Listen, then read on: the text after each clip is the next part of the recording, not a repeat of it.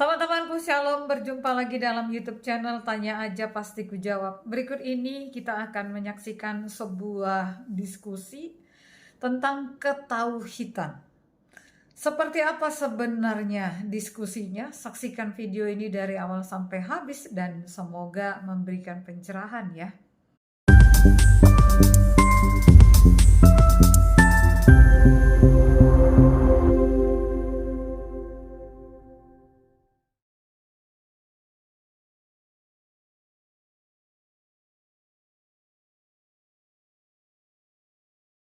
Nama jamaah berarti NU itu merayakan Maulid itu berarti dari Syiah.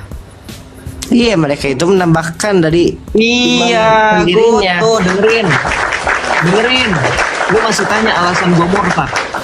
Nggak ada validasi dalam Islam mana yang benar mana yang salah, bingung sendiri kan.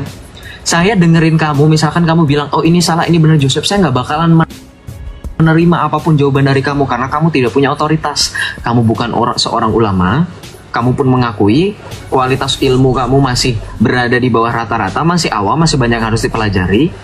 Ini ulamamu saja, jangan kamu pikir oh kalau begitu dengarkan ulamamu saja, ya beda zaman, beda pembicaraan, beda pendapat, beda ulama, beda pendapat. Itu yang disebut dengan ikhtilaf, betul nggak dalam Islam ada ikhtilaf? Iya. Ikhtilaf dalam Islam itu disebutnya rahmat, betul apa enggak? Rahmat itu apa? Beda lagi ya Rahmat dari Allah, dan itu adalah bagian dari bagaimana kalian menjalankan syariat Islam, betul nggak? Menjalankan syariat dalam fikih ya. Nggak cuma dalam fikih, dalam usul juga, dalam iman. Lo kan nggak usah lari-lari. Iya. Apa? Nggak usah lari-lari. Kamu juga berpemahaman tauhid juga kan belum tentu tauhid kamu diimani oleh orang lain. Sekarang dalam Islam itu teman-teman, konsep ketuhanan mereka itu juga sama, masih beda-beda. Ketika mereka menyamakan oh Tritunggal sama Oneness, oh Tritunggal, mereka pun sama. Wal Maturidi dengan orang ini memangnya sama. Beda.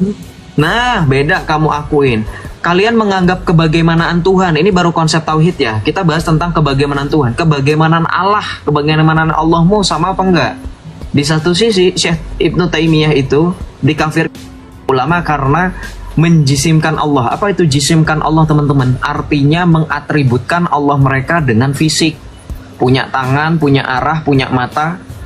Itu Syekh Ibnu Taimiyah yang menjadi guru dari atau soko guru dari Salafi, golongan Salafi. Makanya dalam kitab Al-Maqalat As-Sunniyah fi Kasyf Dolalatin Ahmad Ibnu Taimiyah, di situ tercatat dalam makalah yang ke-10, Ibnu Taimiyah berdasarkan Syekh Ibnu Hajar Al-Haytami, beliau mengatakan Ibnu Taimiyah dikafirkan oleh banyak para ulama. Kenapa? Karena mencifati Allah dengan makhluk. Jadi nggak cuma konsep ketauhidan aja yang berbeda, tetapi juga kebagaimanaan Allah kalian yang berbeda. Sekarang kalau misalkan banyak orang Islam yang bilang Tuhannya oten makhluk, Tuhannya oten menyerupai manusia, kamu nggak sadar bahwa ulamamu pernah mengatakan Tuhanmu itu seperti makhluk, punya betis, punya tangan.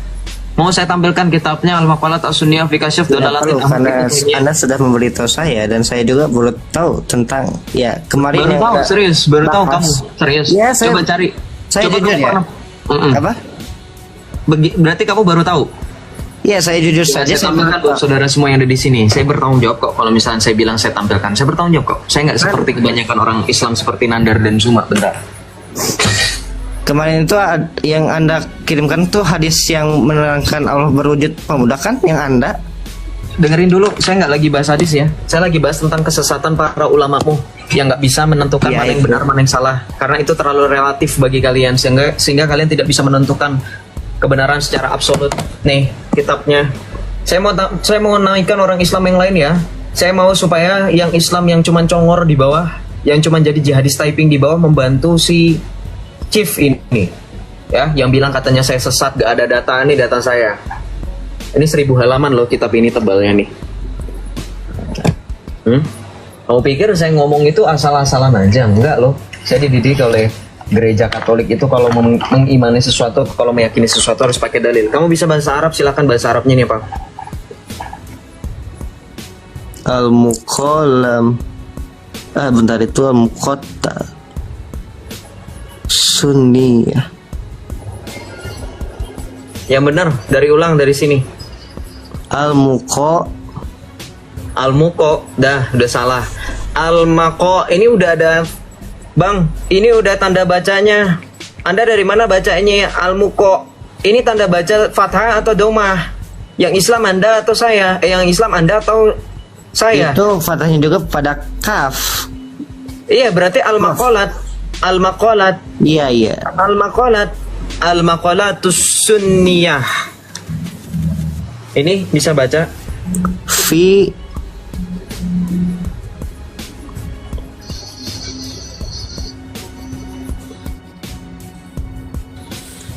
apa itu? Usia enggak. Itu majrur Kasyaf Dolalatin Ahmad bin Taimiyah. Artinya apa? Kumpulan makalah dari ulama Ahlus Sunnah wal Jamaah terkait kesesatan dolalah Ahmad Ibnu Taimiyah. Saya tadi sempat bilang ya, Ahmad Ibnu Taimiyah di makalah ke-10 itu mengatakan bahwa Allahmu itu punya fisik. Kita lihat di sini ya. Kalau ada orang yang mau naik silahkan ya. Saya nggak mau kalau kalian cuman typing doang, kasihan ini, nggak ada yang bantu si Chief ini. Ya, paling tidak bantulah. Kita baca di sini. Ya. Perkataan ini dari mana? Dari siapa? Dari Syekh Ibnu Hajar Al-Haytami, ulama Anda, orang Islam. Kita baca di sini. Perkataan Ibnu Taimiyah yang berisi celaan dan penghinaan terhadap Rasulullah Muhammad ini tidaklah aneh, karena dia bahkan telah mencaci Allah. Ini ulama kalian loh, Ibnu Taimiyah. Kenapa dikatakan mencaci Allah? Nih dikatakan mencaci Allah dari perkataan orang-orang kafir dan ateis. Di Ibnu Taimiyah disamakan dengan orang kafir dan ateis, guys. Teman-teman semuanya, disamakan dengan orang kafir dan orang ateis. Kenapa? Alasannya karena di sini kita baca alasannya. Ibnu Taimiyah menisbatkan ini artinya menyematkan kalau teman-teman dalam bahasa Indonesia. Menyematkan, memberi gelar ya. Menisbatkan apa? Hal-hal yang tidak layak bagi Allah. Ia menyatakan Allah memiliki apa teman-teman? Memiliki arah, memiliki yod, memiliki rijal, memiliki ain. Kita baca dalam kurun, kalau ini dalam bahasa Arab artinya apa? Dengan makna anggota badan dan hal-hal buruk yang lain. Kamu pernah kan baca Ibnu Taimiyah itu sempat mensahihkan hadis yang katanya diriwayatkan oleh Ibnu Abbas. Katanya Rasulullah bermimpi bertemu Allah dalam bentuk pemuda amrot berkulit hijau berambut keribo. Tahu? Iya, hadis yang kemarin Anda kasih tahu ke saya kan yang itu. Ya, itulah yang dimaksud oleh Syekh Ibnu Hajar Al-Haytami, bahwa memang betul. Nih, Ibnu Taimiyah itu mengatakan Allahmu berambut keribo, berkulit hijau dalam bentuk pemuda amrot. Kamu pernah nonton film Avengers? Sebentar, saya Kamu dulu. pernah nonton film Avengers? Saya tanya, pernah nonton film Avenger nggak? Bahkan saya instruksi sebentar. Avenger nggak? Pernah nonton film Avenger nggak? Saya ingin instruksi sebentar. Avenger nggak? Anda menolak saya? Silakan. Hah? Instruksi apa? Hah? Instruksi apa? Silakan. Untuk hadis itu yang diriwayatkan oleh Ibnu Abbas atau disahihkan oleh Ibnu Al-Tami ya, dilihat dari sanadnya ada satu orang yang memiliki ilat. Gua nggak usah dijelasin. Lu ngerti nggak sih poinnya apa, bro? Lu lagi ngomong sama mantan Islam yang lu bahkan akuin secara tersirat bahwa gua lebih mampu daripada lu. Jadi gua tahu kenapa akhirnya Ibnu Taimiyah nggak lagi mensahihkan hadis, karena ditegur banyak ulama, diancam bahasa halusnya, sehingga dia mencabut kesohihan hadis tersebut. Jangan kamu pikir saya nggak tahu sejarahnya. Makanya kamu nanti kalau misalnya kamu join debat antara Sunni dan Wahabi, yang kalian sebut Salafi, yang kalian sebut Wahabi itu, kalau kamu baca di Facebook, orang-orang Sunni mengatakan orang Wahabi itu Tuhannya kayak oten katanya. Bedanya mereka rambutnya keribo. Karena apa? Karena dengan adanya khilaf dari si Ibnu Taimiyah ini yang membekas. Kalau nggak ditegur, Ibnu Taimiyah nggak mencabut kesohihan ini. Makanya saya tanya, kamu paham nggak kenapa akhirnya ini saya poinkan? Iya, saya paham. Ya sudah, kalau paham tidak perlu diulang ya bro ya, karena kamu lagi ngomong sama orang yang mantan Islam. Saya tahu seluk-beluknya. Oke, kita lanjut ya. Kamu tahu apa yang terjadi bukan hanya kepada Ibnu Taimiyah. Dikatakan apa? Di sini didoain bahwa Allah memperlakukannya dengan keadilannya dan tidak menolong pengikutnya yang mendukung dusta-dusta. Ini dalam Islam ini saya bingung loh, sesama Islam itu saling mengkafirkan satu sama lain. Ya, itu Padahal sisi katanya yang buruk satu ya. ulama. Itu memang Itu sisi buruk buruknya. dari ulama-ulama. Masalahnya sisi buruknya itu terlalu banyak, bro. Nanti Iya. kita buktikan yang lainnya ya. Oke, sekarang saya tanya sama kamu berkaitan dengan makalah ini, masih sama dengan pembahasan yang tadi. Pertanyaan saya, jelaskan arti kata tawasul dan tabaruk. Baru tahu saya. Baru tahu. Kamu Islam berapa lama nggak tahu tawasul dan bertabaruk? Ya kalau tabaruk itu baru tahu, tawasul sudah lupa saya. Udah lama itu pernah dengar. Kok bertawasul lebih kamu lupakan? Tawasul itu dalilnya ada dalam Al-Quran dari kata wasilah, perantara. Kamu nggak tahu?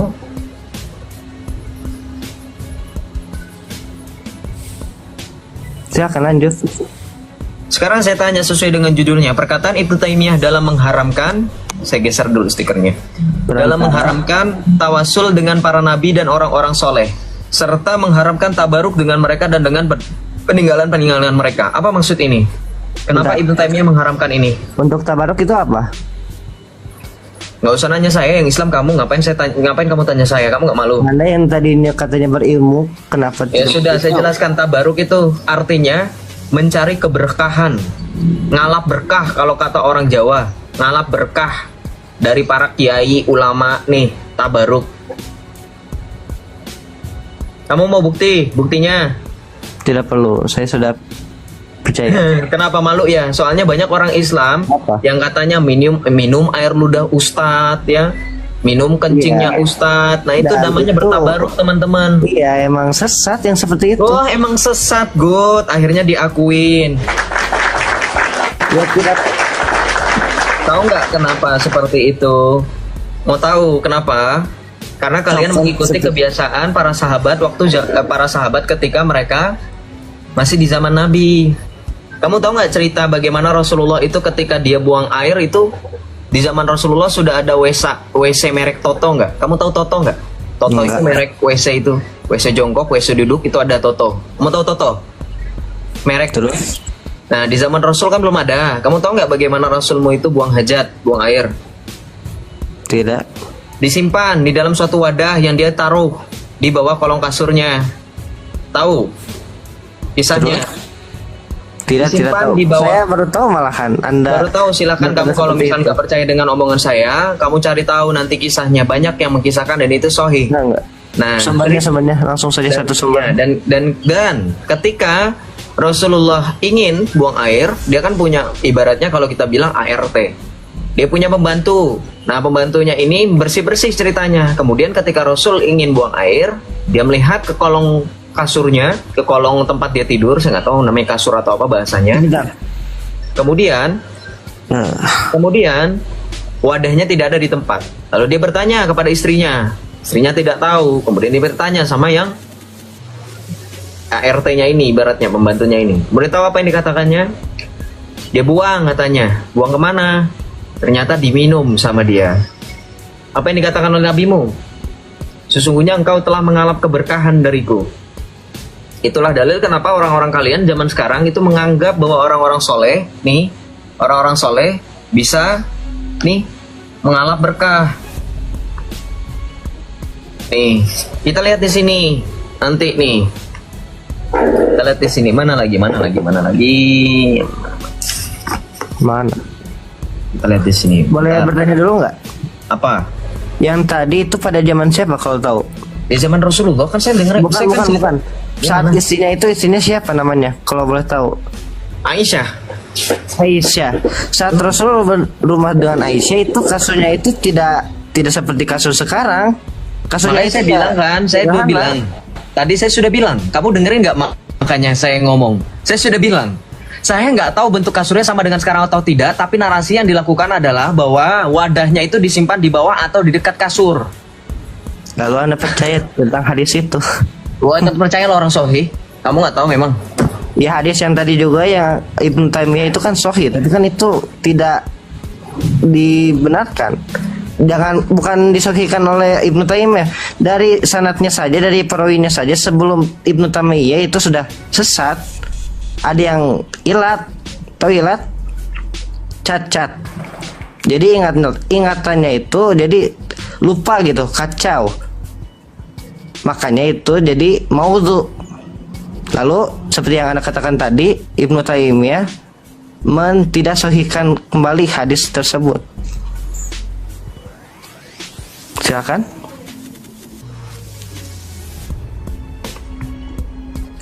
Ayo.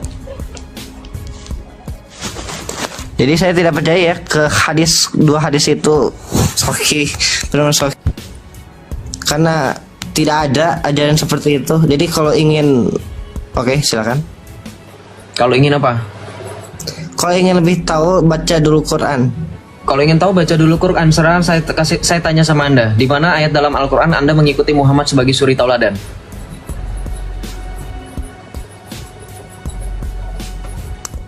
Saya tahu tapi saya lupa, itu ada di usul fikih. Enggak, kalau misalkan Anda suruh saya baca Quran, paling tidak Anda sudah membaca dan Anda lebih bisa daripada saya.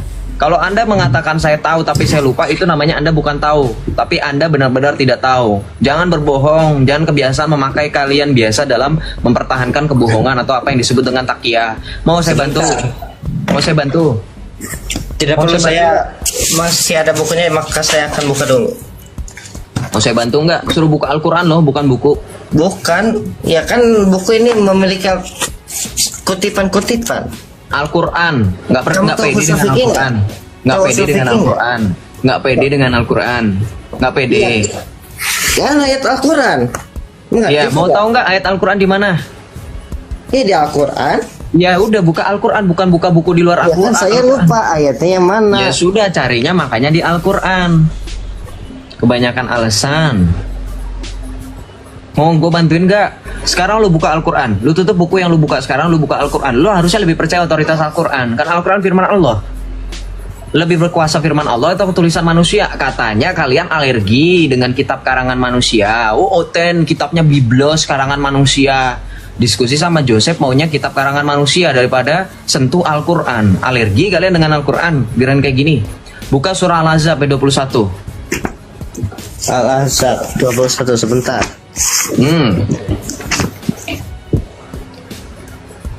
Lebih tahu saya daripada Anda. Anda yang masih Islam. Saya udah nggak pernah nyentuh-nyentuh Al-Quran lagi loh. 419, sebentar. Ayat berapa? 21. Sungguh pada diri Rasulullah benar-benar ada Baca Arabnya. Ini sudah. Baca Arabnya itu bahasa Indonesia, bukan Arab. Kamu nggak bisa bedain bahasa Arab bahasa Indonesia ya. A'udzubillahi minasyaitonirrajim. Laqad kana lakum fi Rasulillahi uswatun hasanatul liman kana yarjullaha wal yawmal akhir wa zakarallahu katsira. Kamu tak ausnya coba Bahrocnya udah benar belum? Sudah, tapi mungkin bacaan saya tadi kurang jelas. Apakah saya ulang lagi? Bukan kurang jelas, malah salah itu bacanya. Mahrojnya nggak jelas, panjang pendeknya nggak jelas. Dari ta'awus loh. Laqad kana lakum Dari ta'awus. A'udzu billahi minasyaitonir rajim. Masa gue yang harus ajarin juga? Ya sebenarnya aus juga bukanlah ayat dari Al-Quran. Bukan ayat dalam Al-Quran, tapi artinya apa? A'udzu, artinya apa? Iya. Nggak, artinya apa? Nggak usah berbohong. Aku di sini. berlindung, auzu, Aku berlindung kepada siapa? kepada Allah. Kepada Allah. Lu kalau ngomong sama Allah lu asal-asalan, ya udah nggak apa-apa, urusan lu sama Allah lu. Berarti Allah lu cincai lah ya. Mau lu ngomong asal-asalan juga cincai. Good job Islam. Kamu selama di room saya, sadar nggak dari tadi Anda blunder? Maksudnya gimana? Kamu dibenerin cara bacanya, kamu malah ngeyel. Padahal kalau orang Islam itu berhadapan dengan saya, selalu komentar. Bacaannya salah Joseph, nanti beda artinya Joseph. Giliran kayak gini malah maksain. Ya. Itu kan artinya ada artinya, bukan sekedar bacaan, bukan ayat Al-Quran. Ketika kamu mengucapkan ta'awuz, itu kan bagian dari doa, betul tidak? Betul. Nah, blunder kan? Terus apa di situ dikatakan laqad kana lakum fi Rasulillahi uswatun hasanatul liman kana. Artinya apa? Laqad kana lakum. Sesungguhnya keadaan pada diri Rasulullah. Sesungguhnya telah ada pada dirimu. Rasulullah, suri tauladan yang nyata. Betul? Ya, Suri tauladan sempurna yang nyata, yang baik. yang baik, betul? Ya, Nah, kayak gini aja nyari dalilnya harus dibantuin sama Oten. Kayak gini aja nyari bacanya aja harus dibacain sama Oten. Kayak gini aja diterjemahinnya harus sama Oten. Omong nggak gaji saya. bisa dilanjut. Tidak perlu membahas basa-basi. Lo nggak apa-apa basa-basi gini kan biar bikin kita nggak tegang. Ya, Kamu saya emang juga nggak tidak tegang? tahu maksud oten-oten itu apa. Itu kayak Orang kata-kata Kristen. Ya merendahkan. udah lanjut. Kalau nggak gini aja deh. Kamu mau tahu nggak bagaimana dalam Islam itu saking tidak punya otoritasnya sehingga kamu sekarang juga bingung dalam menjawab saya? Teman-teman, kita sudah menyaksikan diskusi antara Joseph mewakili apologet Kristen bersama dengan Muslim. Teman-teman, dari diskusi ini jangan pernah berpikir bahwa Allah itu sesungguhnya sama seperti manusia, atau Allahnya orang Kristen mirip dengan manusia. Bukan. Tetapi sesungguhnya manusialah yang mirip dengan Allah. Mirip di sini tidak berarti bahwa manusia itu sama dengan Allah. Tidak. Tetapi oleh karena firman Tuhan berkata bahwa manusia dicipta menurut peta dan teladan Allah. Artinya bahwa Allah itu sesungguhnya dapat dikenali oleh karena Dia menciptakan manusia itu menurut gambar dan rupanya. Artinya bahwa ada hal-hal dari diri Allah yang bisa kita kenali melalui keberadaan manusia. Seperti Allah itu mendengar, Allah itu melihat, Allah itu merasakan kehadiran Allah di dalam kehidupan manusia. Dan hal itu juga menjadi nyata, menjadi sangat nyata ketika firman Allah itu berinkarnasi ataupun inkarnasi menjadi manusia. Di sana jelas sekali Tuhan Yesus juga berkata di dalam kitab Injil bahwa setiap orang yang melihat Yesus itu sama dengan melihat Allah. Jadi teman-temanku, bukan Tuhan atau Allah yang mirip dengan manusia, tetapi sesungguhnya manusialah yang mirip dengan Allah. Tuhan Yesus memberkati.